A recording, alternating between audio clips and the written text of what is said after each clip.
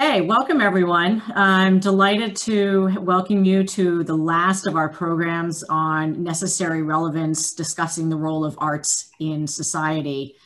This has just been a really interesting ride. I'm very happy to have two recent, relatively recent, one very recent and one still young by my count, Yale grads to talk to us.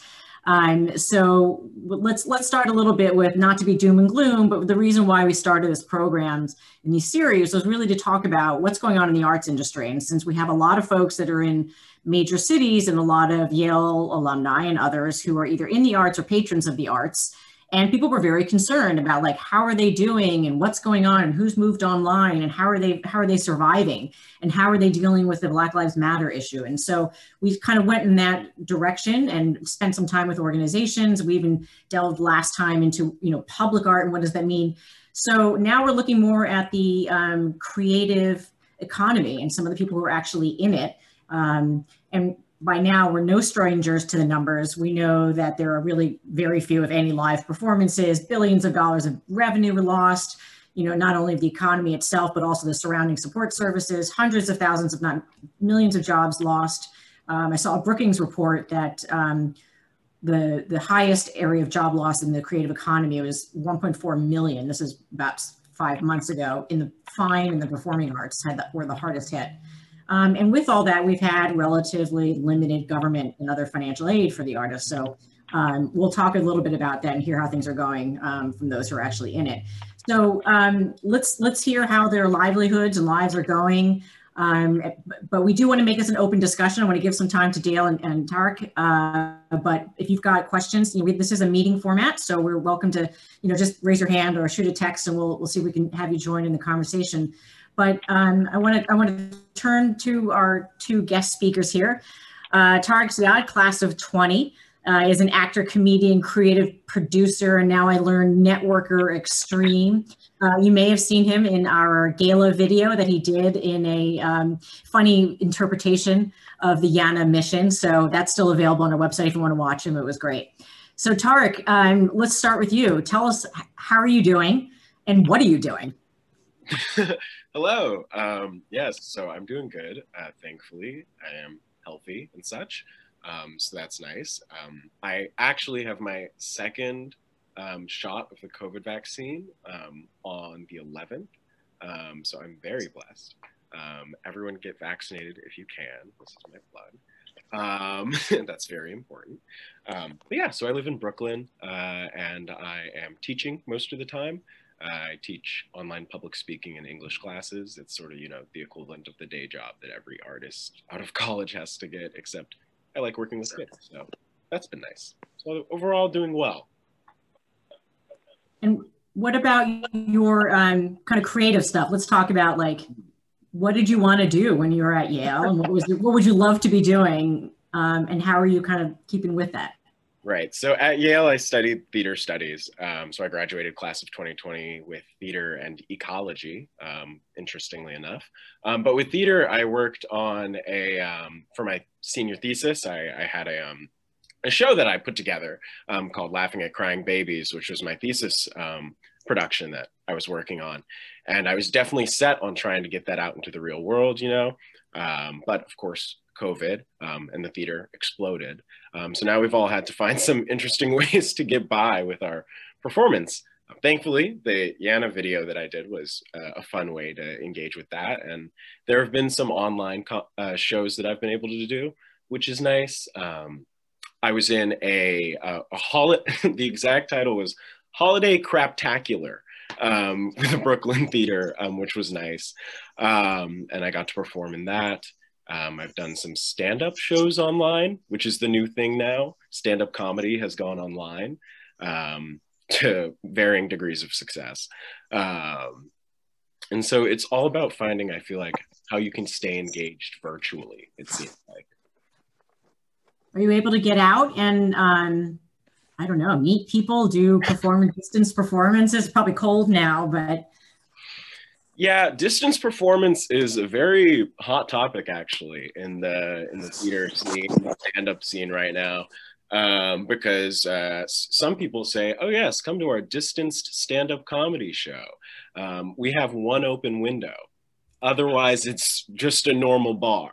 And so that obviously receives critique because people really want to perform. People really want to meet people because it's a community. A lot of people find their friends through this sort of thing. So it's hard to, get them to not do that. But so all of that is to say, I have taken the position of just sitting it out. I'm not doing any in-person shows. Because that's how I'm treating quarantine. But there are people doing them to, again, varying degrees of success.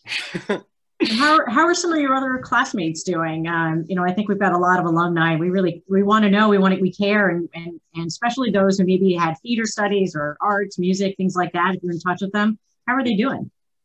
Yeah, well, it was hard for our final year, right? So I was one of the lucky ones who actually got to do my thesis production because I was so early in the fall. But a lot of my friends and peers, they weren't able to do their productions at all because they were scheduled for the late spring. And then, of course, campus shut down. So a lot of them have still been exploring. A lot of them have been exploring how they can, still explore these productions that they were planning on doing. I know one friend of mine, Cami Arbolez, she was going to be doing a production inspired by Frida Kahlo, but she wasn't able to do it because of COVID, of course, ending our semester. And so I know she's instead tried to continue her exploration of the character, the figure of Frida Kahlo. And I think the other themes that she was hoping to explore in her thesis in the work that she's doing now online. On her Instagram page, where she creates this wonderful art and aesthetic. Plug for Cami Arbolez, I guess. But so she's been able to integrate that into the work she's doing now. So and some people have, pivoted to doing a normal job in the meantime while just, planning in their room, sort of what I'm going to do when quarantine's done. Yeah. And are people, when you say they're doing virtual performances or stand-up online, things like that, are people charging for that, or are they just trying to stay engaged by kind of keeping their gigs up any way they can? I think that right now the culture is very much like, or at least from my peers, because this does not apply to everybody who's out there, but among my peers, the culture seems to be that there are a lot of other things that need money right now. I probably shouldn't be charging money for myself from a silly comedy show or theater show. So instead, there's a lot of fundraisers. There's a lot of fundraising shows. I did a stand-up show that was benefiting an organization in Chicago that was helping the homeless community. And so that's sort of been especially because of COVID. So that's sort of been the drive there, is to be able to explore your art while also trying to help in some way with the dire situations around us.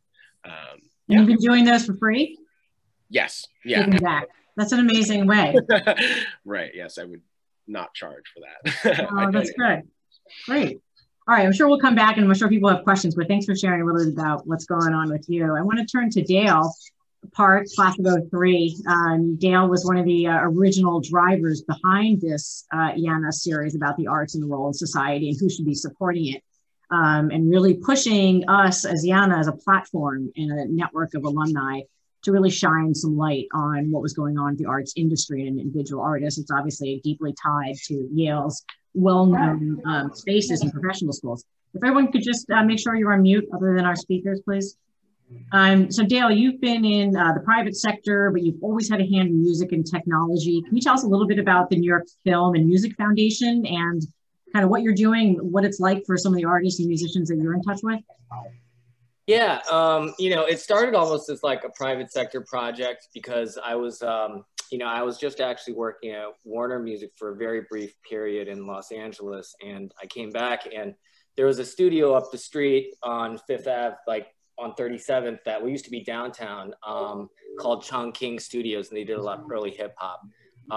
It was sort of a well-known studio, and then they shut down after 9/11, but they reopened, and I remember going there and one of my girlfriends in college was telling me to go back into a studio because that's where I feel very comfortable. And then I went there and I met the owner, John King, and, sort of like, you know, it seemed like he was in a distress situation. And obviously I think he has a really good reputation when it comes to audio engineering, but you know, we were sort of, you know, I started thinking the wheels started turning to like maybe put together a group to try to acquire this space, you know, and I had a friend that was in real estate in Southampton at the time that I knew through a friend of a Yale friend.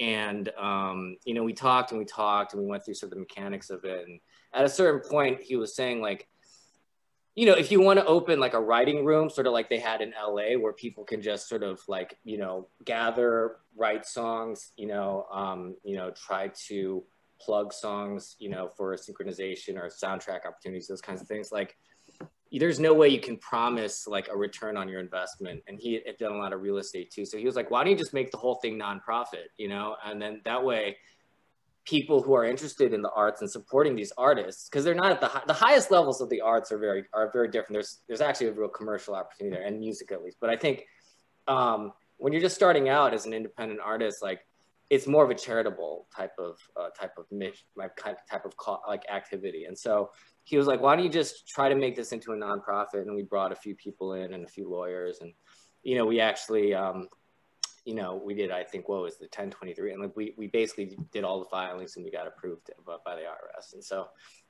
thus the New York Film and Music Foundation was born. That's actually not my name. We're thinking of actually starting a production company, sort of subsidiary with a different name. But he was like, keep it simple. You know, it's a bit limited to film and music. Tom, who's on our board, is an architect who, you know, obviously is interested in the spatial components of this, but so far it's worked, and that's how it happened.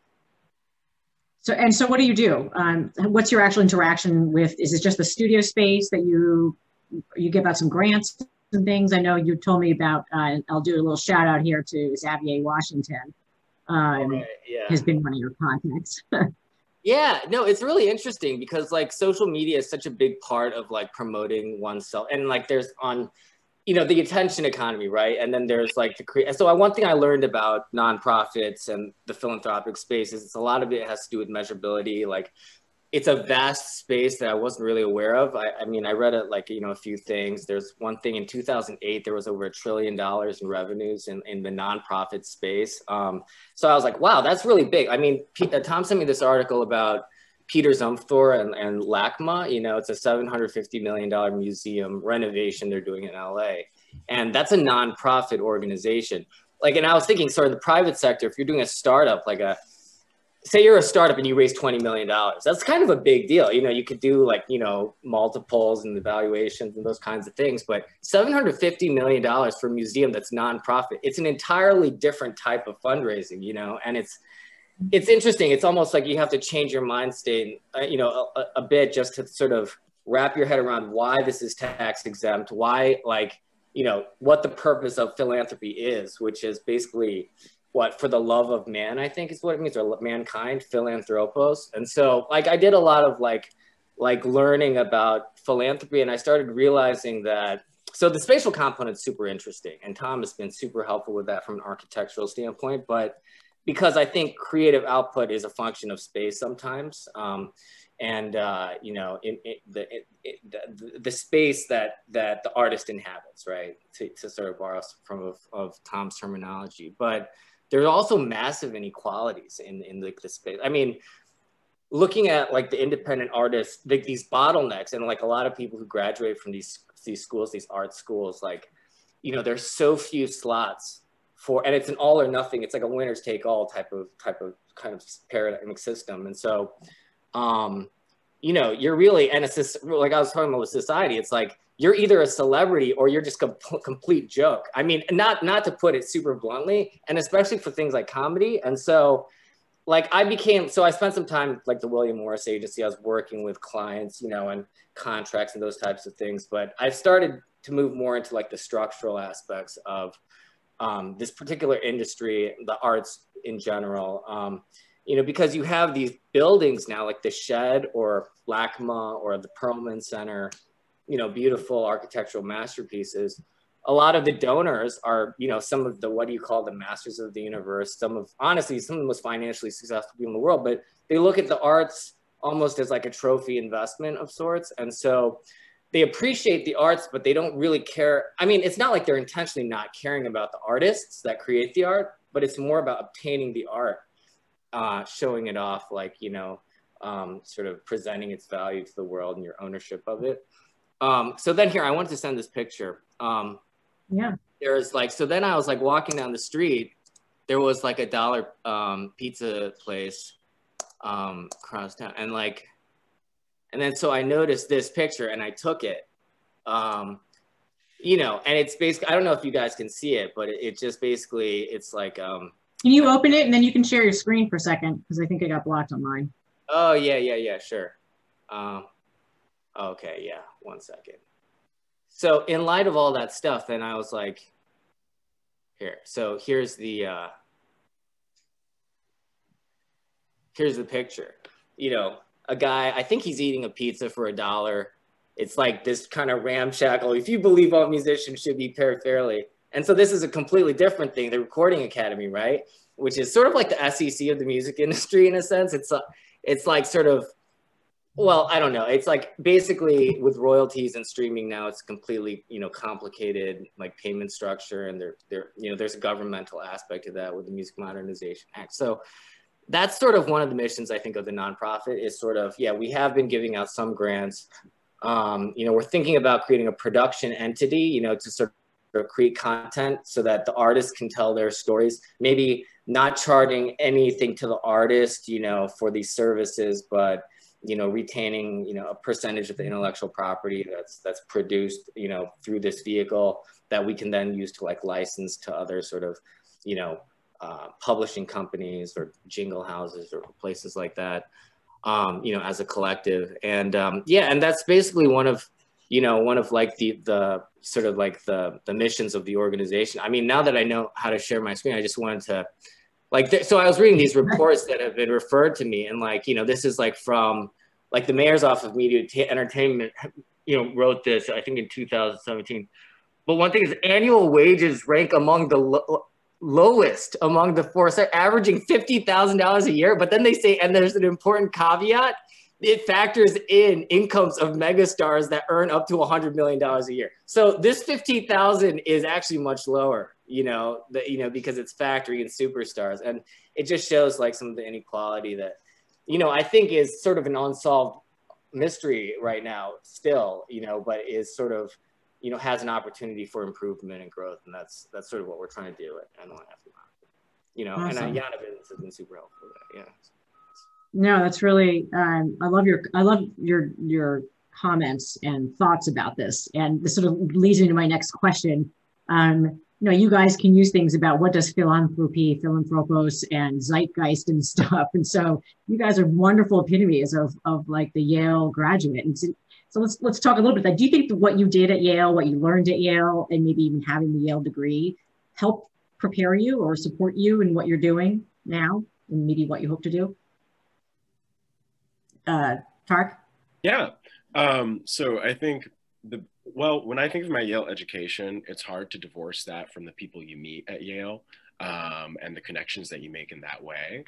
And so I think that is honestly one of the biggest ways that I feel like it prepares you, just through the networks of people that you can talk to learn from. Really sets you up in a great way. Like, for example, when quarantine struck, I was considering, oh, how do I pivot what I want to do now because of COVID? Maybe since there's no in-person performance, I should get into voice acting. And then I was like, how do I do that actually? So I went on to cross campus and I was like, voice actor, voice talent, voiceover.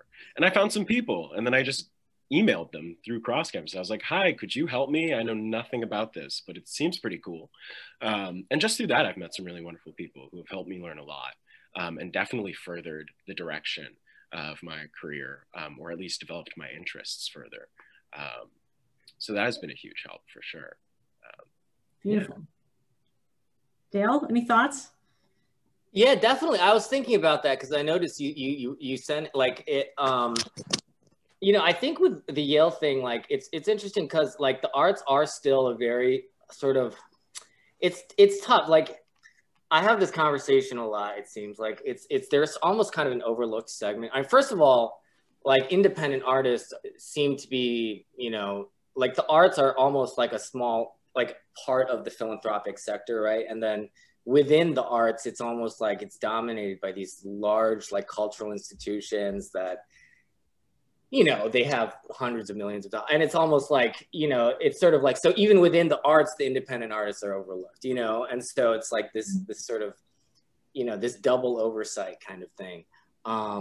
But anyway, one thing about Yale is that I think it's sort of, and you might learn this, Taric, as you start, as you get over time, it's like, there are all these issues that are happening in the world because the arts are not the only issue that people think about, you know? And like, it sort of reminds you, like, maybe in the arts, you know, I don't know, like, you know, I don't know how much of formal education in terms of the arts, like, is as like sort of indicative of success or unnecessary. I mean, maybe it is, but I think that in regard to other industries, like Yale is actually very helpful. And it's like, it sort of puts things in perspective as a reality check. Like my roommate senior year is now like the national security reporter for the New York Times, Charlie Savage. I don't think he would mind, you know, my, you know, saying that, like I went to his wedding stuff.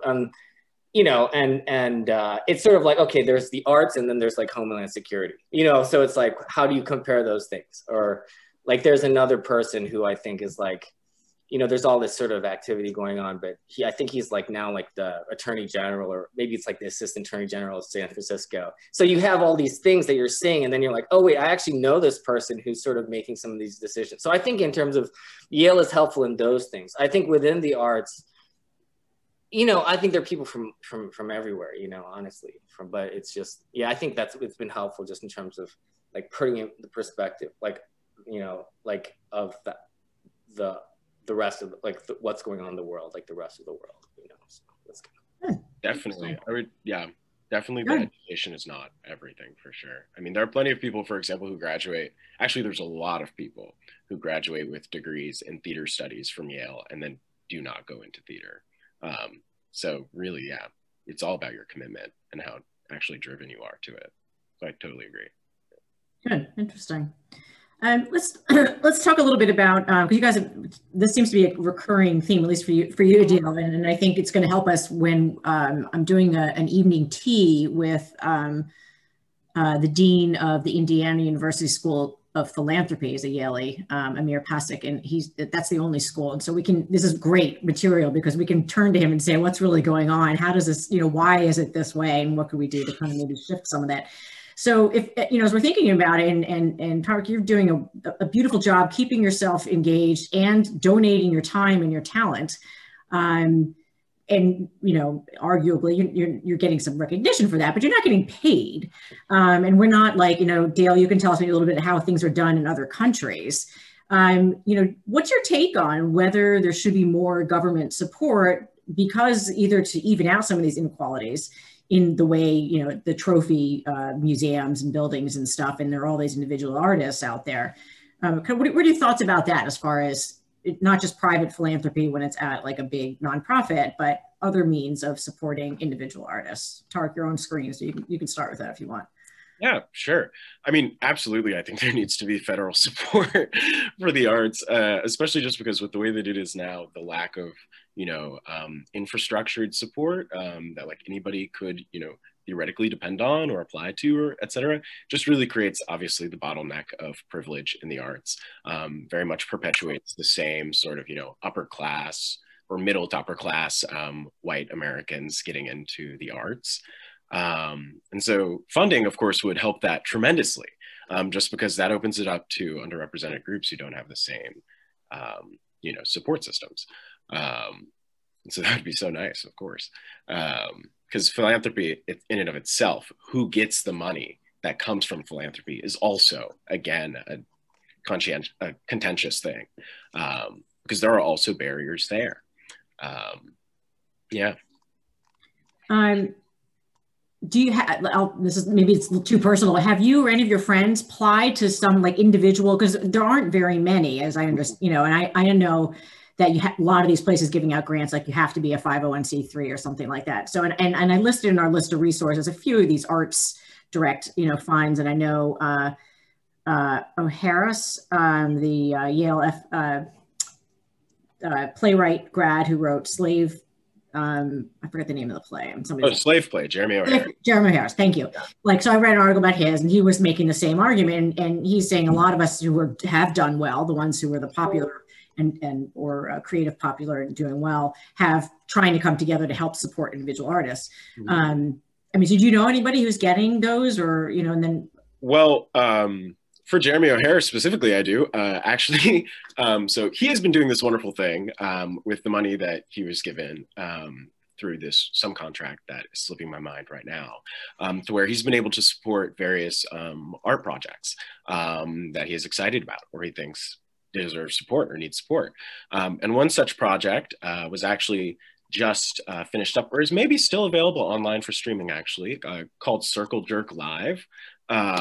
Was a live streamed virtual theatrical performance that I actually did the social media management for. So I definitely got to be a Yale connection there. Yeah, yes, exactly. Because my junior year, I was in a Yale School of Drama production called As You Like It, that was partially directed by one of the people who did Circle Jerk Live. And so I just reached out and I was like, can I help you in any way? I have nothing to do with my life. And so then he was very kind and gave me a social media manager role. But yeah, so just in that way, I have gotten to do something as a result of this sort of, private philanthropy. So it is definitely happening. Yeah. Dale, what do you think? You're stepping into the space to try to help funnel funds to individuals. Yeah, no, it's definitely an issue. I think the reason why we're doing this content creation is because, obviously there is enough money in the form of donations to go towards humanitarian causes, but are the arts humanitarian in a sense? And especially in this attention economy where there's a lot of cloud chasing, and it's measurable in a certain sense, but it's also non-linear. So it's not like if you donate, with vaccines, a certain amount, you'll get this many vaccines, donate twice as many the amount, you'll get twice as many vaccines. It's almost like you could donate the same amount to an artist and then maybe $1 more and they'll explode. So it's it's an extreme environment, and explaining that to philanthropists, I think who desire measurability, I think is almost, it can be a challenge. And that's why we're actually focusing on producing content around individual artists so that they can tell their stories to the public, because they can tell their stories oftentimes, in a more sort of immediate way than anyone else could. So I think raising awareness about the issue has been sort of the stage that we're sort of looking at right now. And then looking at sort of the arts as social impact. There's this idea of social entrepreneurship and venture philanthropy. And so we're trying to borrow from some of these ideas that even the Cystic Fibrosis Foundation, that's, it sort of has this venture philanthropy model where, they're investing in a sense, in early stage pharmaceuticals just to see what happens, and then taking a part of, the equity in those products, those pharmaceutical, early stage pharmaceuticals. And so I think we're doing a similar thing with artists, because, money is definitely an issue, and it's almost, it's not like you can put a certain amount in and then they become successful. It's, even with $250, you could, Tom did this program at Drew University where he gave these poet grants, and they were very appreciative. And, an artist can buy software and equipment to basically record more music, and then they can promote themselves on social media. And so, yeah, I think, I guess the question is what, has philanthropy or have donations and fundraising been sort of, difficult, as an arts organization? Is that where you're? Well, it was more sort of, do we think it, Taric answered it sort of most directly is, do we think there should be more government support or other sort of either by policy or benefits or something like that? It doesn't have to be a specific foundation. Oh yeah. To support people. So we don't have to, I mean, nonprofits usually are there to step in when there's been social breakdown, quite often but arguably maybe the government or something else. People can argue, we can have discussions if anybody wants to raise their hand and pipe in on that, it's fine. But part of the issue we're getting to is like, is it a public good? Should it be publicly supported with taxpayer dollars, essentially? Yeah, well, I mean, I was actually just talking about this before like the chat started, right? Like in terms of how Europeans, they tend to, in some countries like Germany, they tend to basically don't like pay 80 times more per citizen than the United States citizen does towards the arts. And, it's like sort of embedded in their culture. And so, I think it's the arts do unify, like the Music Modernization Act did like pass like with unanimous approval in the House and the Senate. So they do bring people together. Like getting additional arts funding is, I think there have definitely been steps that, the city of New York has taken, to help organizations here. I don't know on like a federal level, like that's, like that, what is that's more like the National Endowment for the Arts, right? And like that's, I guess like they're really interested in like sort of high level themes, I think, that are going on in society. That's kind of a political question, and like nonprofits are like non-governmental kind of entities, so it's hard to say. I definitely think that politicians who are running for office, like they should. I personally think they should think more about the artists, the rights of these artists, and their abilities to get paid. That's just my leaning in general. Mm-hmm. But that's sort of like, I think a different discussion. It's sort of almost what it's almost a form of like lobbying in a sense, if you're going to mm-hmm. Try to advocate like for those types of results. But that's what you can do as a nonprofit. Right. Yeah. You can't. Yeah. You cannot. Right. Yeah. No, you can advocate. Just you can't do a lobbying for a particular candidate, or we'll get into those issues. But this kind of actually brings me to one of my. Go ahead, Taric. You wanted to say something? Oh, yes, I did actually. I thought. Well, the thought just occurred to me that in terms of the federal support of the arts, it's actually quite interesting to note that there was almost kind of the opposite recently, in a way that you might not expect. But if you think back to when Trump was considering banning TikTok. That would have actually been a huge blow to the arts, because a lot of artists have been trying to use TikTok to subvert traditional, means of securing funding or attention or an audience. Because of the algorithm, you can, if you understand it, you can start to try to use it to get your art out there, and it's free. But then there was the whole political implications or whatever that Trump was worried about with China. And so that was actually a really scary moment for the community, in which people were like, oh, wow, okay, so not only are we not getting funding, but now they're trying to take away the way that we do get funding, theoretically. So yeah, it needs work. The system needs work, for sure. Well, let's kind of wrap up this part of it before we, maybe if Tom's here, I think I saw his name, maybe he can pop in and tell us a little bit more about the artist in space, but in the space. But with this network, and considering the fact there is a lot to be done, there are a lot of Yaleys out there who care about the arts and the artists. What could first of all, where could people go to help support and seed? Because I'm significantly older than you guys, and I know my daughter, 16-year-old, uses TikTok. I've never been on it, but if we were actually going to support artists, either through funding or helping raise popularity, give us some ideas, and we'll make sure to circulate that. Mm. Well, honestly, one of the, I guess the biggest thing would be to get more on to the internet as of right now, because that's really where all of the artists are, and all of the information of how you can support them is really on people's socials, like their Instagram, or a lot of comedians are run through their Twitter. There's a lot of events happening on Facebook, and it's kind of a hard thing to say, like, oh, you want to support the arts? You'll have to download Facebook. Like, that's so unfortunate that is sort of the way, that's where marketing and networking has gone for the arts these days. It's hard to stay, in the know without it. But there are also, I think one of the biggest ways is just reaching out and asking. If you know someone who is an artist, especially if they are a young artist, if you know someone who has who studied theater or film and then recently graduated, and you are in a position of privilege or at least interest to help somebody succeed, reach out and be like, hey, I know that you did art once. How is that? How is it going? Are you trying to do something?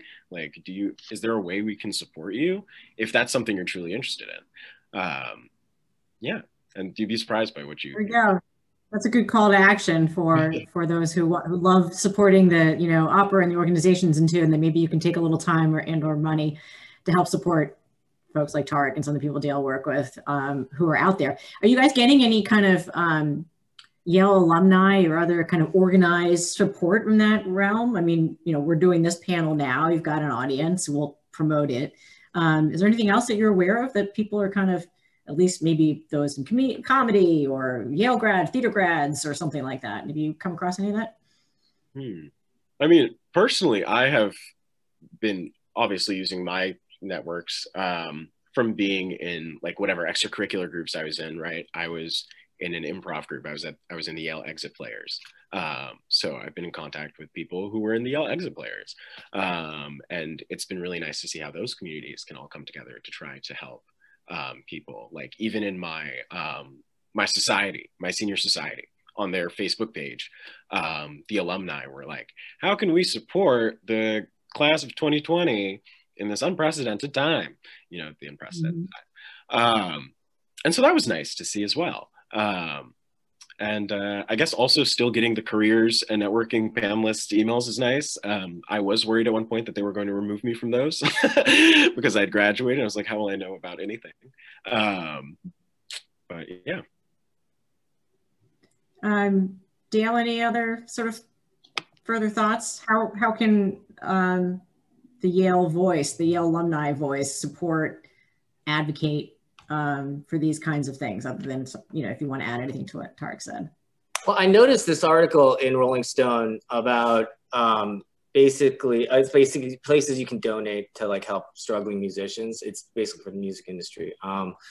And I just sent the link in the chat.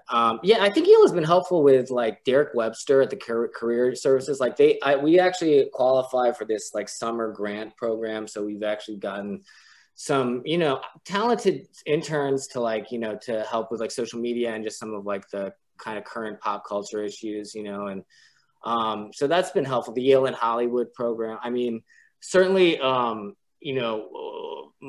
organization, NYFMF, is planning a fundraising campaign in the spring sometime, like starting after March 20th, but we're still sort of preparing for that. But yeah, I would say like, there are organizations like that. And then Tom also had this great idea where a lot of like the arts funding for Broadway shows is frozen right now because Broadway is closed. Mm-hmm. So I was thinking maybe we could, put some program, we could produce programming, create almost like a fund. And I've been talking to our lawyers about this, to help redirect some of, those resources to actual artists to make an impact now. And that's something that we're in conversation about, like even like, I guess maybe even today, if you count this meeting. So sure.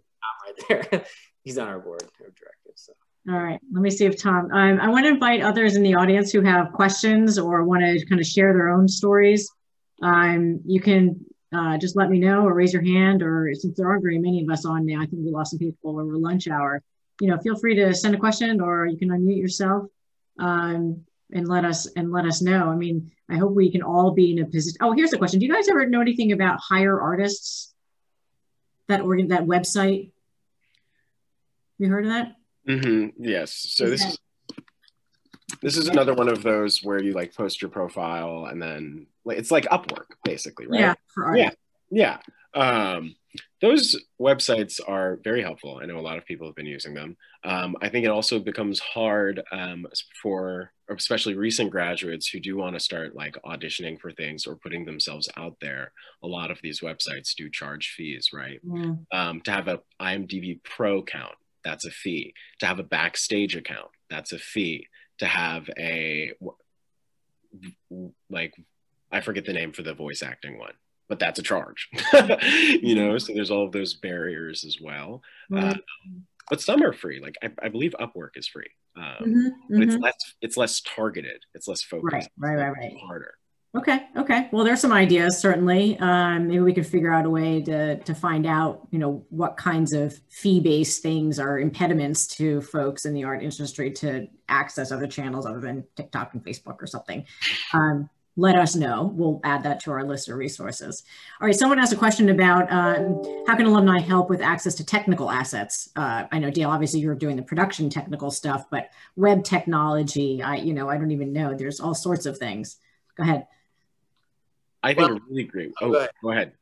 Yeah, NYFMF actually does promote like artists' social media and postings, and apart from creating content, once that's happened, it organizes shoots, it organizes locations, it has access to a number of editors and filmmakers that can record and photograph some of these artists like in their setting, in their habitat, and as it were. And I guess for this technological stuff.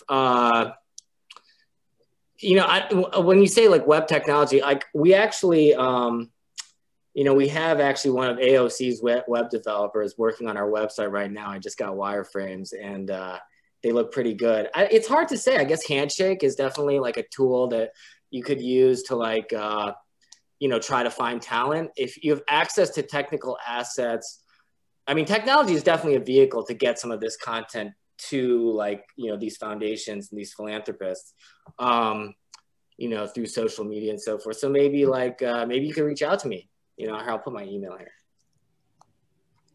Cool. Thank you. Something I'll add is a really great way if you do have access. Apologies if I misinterpret what web technology is. But if that was something like being able to make someone a website, that would be a huge asset to a lot of recent graduates or any sort of performer from an underrepresented community. It's kind of a big barrier to not have to get this like artist website. It's sort of a thing that it's funny for me personally when I was graduating around like May, suddenly a lot of my peers were like, here's my website, here's my website, here's my website. And I was like, we were supposed to make websites. They didn't tell us that in the theater studies class. And websites cost money. And they also cost talent because it's hard to build that. Not everybody understands HTML. So if you could somehow leverage an ability to be like, are there any artists who need a website made for them pro bono because you don't have any money? There are so many people from underrepresented communities who are trying to break into the arts who would be very thankful. We'll look into that. Tom, I know you're Doremus. I know you're on. Would you like to chime in or add on to Dale's discussion? Because it was just interesting talking about the architectural aspect of space for artists. I see he's on there. He may not be sitting right in front. Well, I'll wait to him. Tom, send me a chat if you want it to pop on. We do have another question. I had to do. Oh, hey, Tom. Thank you for joining us. Go ahead. I had to do the unmute thing. Yep, got it. So that's when the Casement Fund was started about 12 years ago now. I was picked to run it, and I had to justify to myself why a poet or a writer or a singer should get money. I mean, nobody's entitled to be an artist. Nobody has a right to be an artist. Being an artist is something you earn. Work that you do, if it attracts interest and if it attracts attention, maybe you'll be able to build some kind of career out of it. Whether or not you can live off that is another question. But what does a poet really need? A pencil and a piece of paper, right? You can go down to Staples, print out 100 copies of your poem, and go pass them out in front of the Strand. You'll get more distributed than most people do when they buy it. I will say, however, I'd just like to recommend to those artists looking for a way to make a connection. When YANA did its first gala, they did a silent auction. And it just popped into my head out of the blue. I said, put me down. I will write a poem, a bespoke poem of up to 16 lines. You get to pick the title or theme of the poem. You get to pick the style of the poem. and I'll write it. Well, they got $600 for that. You know, imagine who gets $600 for a poem? Never. So that's a way to get your name as a poet in front of a bunch of people who might turn around and give you a grant. So that's a way of reaching out. I'd also like to say that the website of the Casement Fund, which is casementfund.org, was designed not by a tech person, but by an artist. It's very different from other websites. It works differently, it looks different. And that, to us, was the point. We didn't want to look like Nabisco. We didn't want to click on a tab and get pointed to here. We didn't want to do all that dumb stuff with the arrows and the pointers. We didn't want it to work like that at all. We want it to work like a virtual work of art. And that's what it is, and that's what it's been designed for. So what we came up with as a way to support artists who do need supported, our philosophy is to provide performance opportunities for artists. That's what they really need. They need ways to get themselves in front of an audience,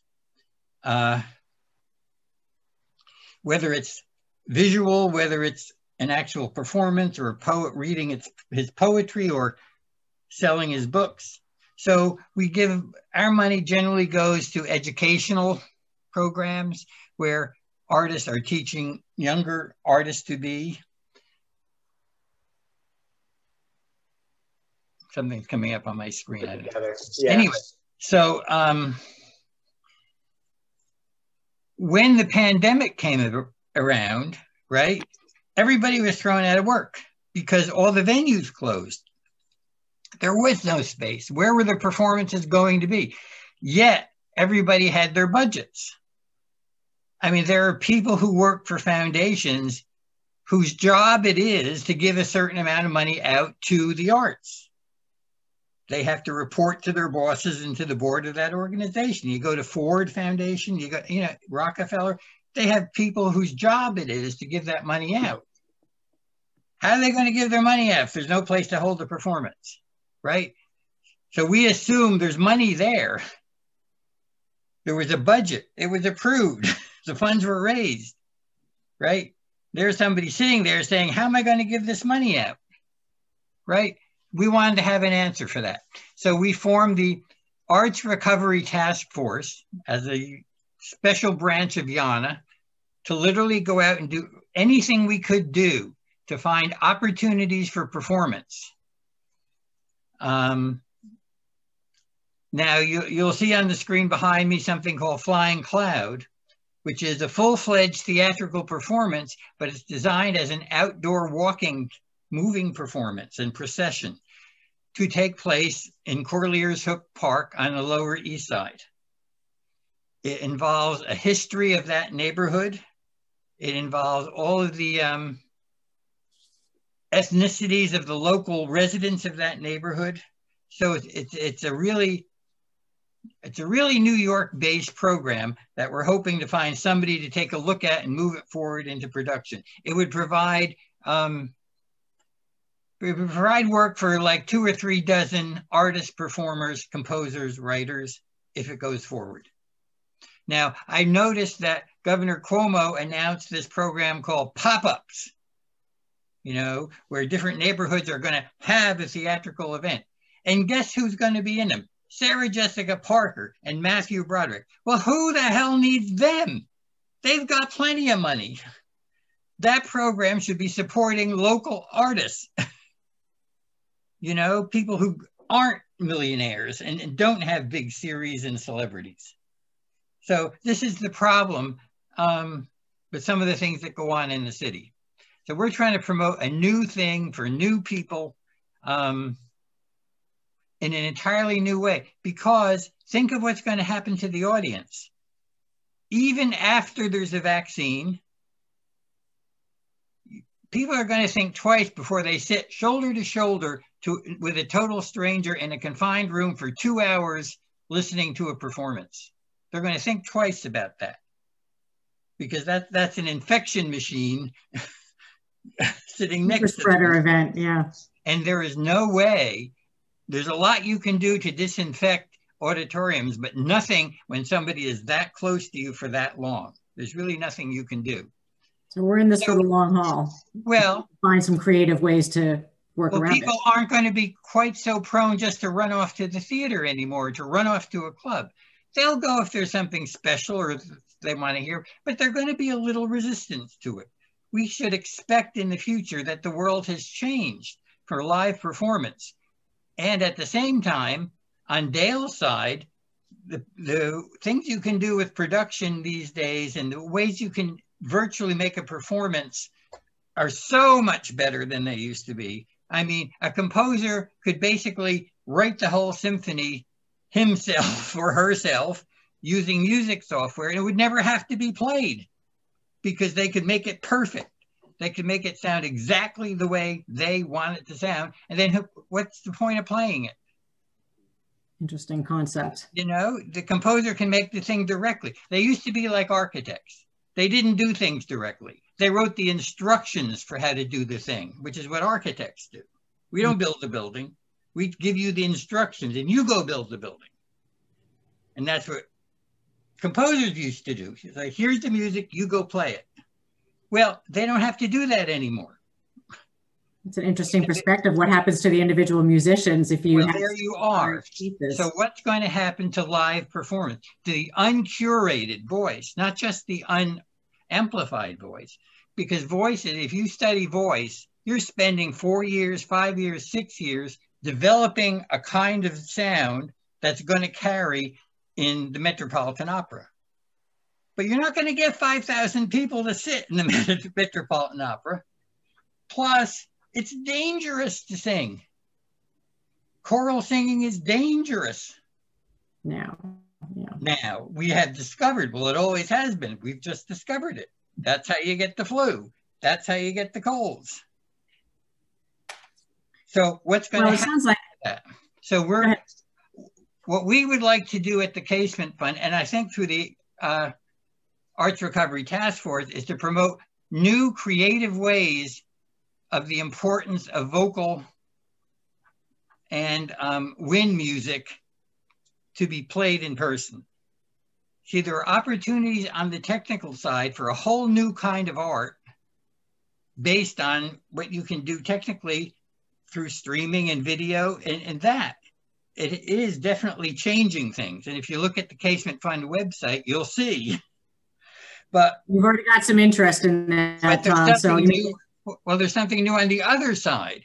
Now, on the vocal and the live performance side, we're asking, why do we need curated spaces? Why should we train voices for the Metropolitan Opera? What do they sound like naturally? What do they sound like outside? What do they sound like live? And why should we support that? So that's where I think the challenge is. Well, that's a good way. Yeah, I'll turn it back to Taric and Dale if you guys want to just wrap up some thoughts. We're just about the end of our hour. I think it sounds like you've actually answered a lot of questions. Tom, thank you for adding some more perspective to this. I think I'm seeing there's a lot more that government could do, Yale alumni themselves and even patrons of the arts could be doing. We just need to figure out some ways to help. Last thoughts, Taric and Dale, before we sign off. I think going all the way back to one of the things you said at the very beginning of your talk, Tom, actually, I think it's a trap to think at any point that, oh, someone could just, you know, they don't need the money. We don't need to support them. They can just, you know, go to a Office Depot, print out their poems, hand them out. You can just do that all day, and that's how you get it out there. The problem with that sort of thing is that it takes time, and time is what society dictates needs to be spent making money. And so if you don't have a job, then you're not going to have money and then you can't live. And so all the time that you would love to spend handing out your poems for free, you actually have to spend working at a job. But if someone were to support you, then you wouldn't have to spend that time working at a job. And you could actually just devote all of your hours to printing your poems, making your TikToks, writing skits, filming them and uploading them somewhere, performing in a park. The hours can be spent exploring there if you have the support to allow you to do so. And I think that's where we really need to come together and figure out how we can enable young artists to actually spend time exploring as opposed to having to spend time trying to survive. Got it. It's very powerful. And I think that really gets to the heart of what we wanted to touch on today. Mm-hmm. Dale? Yeah. Well, I guess like, okay, there's this idea of, which I haven't really looked into that much, but there's this idea of like, that's been floating around of universal basic income. I was on this Yale, the Feb Club thing, and a lawyer I was talking to was saying that she thought, and I don't know if it actually in the Netherlands, they actually have this, but for specific artists, there should be almost like, you know, a certain amount of like living expenses that's covered by the government. So that goes back to kind of like, I guess, your government question. You know, it tends to be a little bit more progressive than my current sort of, I guess, like political ideology right now. But I mean, I guess, you know, I'm open to all ideas. I was a philosophy major, you know, at Yale. In terms of like other ideas, commercial real estate, I think there's like obviously a lot of commercial real estate that's available now. And I'm like, I heard something that like 80% of Midtown is vacant. So that seems to me to be an excellent opportunity for the arts because, you know, things like theater or dance especially require space. You know, music you can sort of do in like kind of a bedroom or something, you know, but it's like obviously, you know, the more inspiring the space, like, you know, the more inspiration an artist will get, right? So I think that's definitely something I've been keeping an eye on is sort of like what's going on with commercial real estate, you know, in New York City, like other places in the country. Tom also knows we do have this partnership with Google, Grow with Google, that had space in Chelsea at their office. It's all remote now. They do have workshops. They have training for workshops. A lot of that is for digital skills and not musicians as much, but I know that one of them wanted to do more arts programming there. So that's, you know, another avenue that we have yet to explore more. You know, it's all changed obviously since sheltering in place, you know, last March. But yeah, I would say just reach out. Like if anyone wants to talk about these issues, I'm happy to have these discussions. You know, I've had endless conversations with Tom about some of these subjects and topics. So, you know, some of this stuff, it's always fresh. You know, hearing some of the new ideas. But yeah, I would just say, you know, you can reach me that way and just you know, through YANA. Contact information for everyone. I want to say thank you to Taric, to Dale, and to Tom for adding his points. Thanks for sharing your stories and your ideas. It's certainly, I think it's giving everyone some more concrete vision of where and how, what's happening and how we might be able to support and what's not being met and where there's room for opportunity for us to step in and figure out ways to help individual artists. This is clearly a bigger issue, but maybe we're gaining some momentum here. So if anyone has any other ideas or resources, please, you know, email me. We're going to be sending out this video with resources for various places where people can support, donate, learn about some of these topics, and you know, for artists themselves. Sounds like you guys are pretty well networked, but if there's anything else you would like to spread the word that maybe people don't know as well, we'll add that in our list as well. So thanks for spending your lunch hour with us. Thanks to Dale, Taric, and Tom. Stay well, stay in touch. We'll see if we can get you involved in our next project. Thanks a lot. Have a great day, everyone. Thank you. Who's that?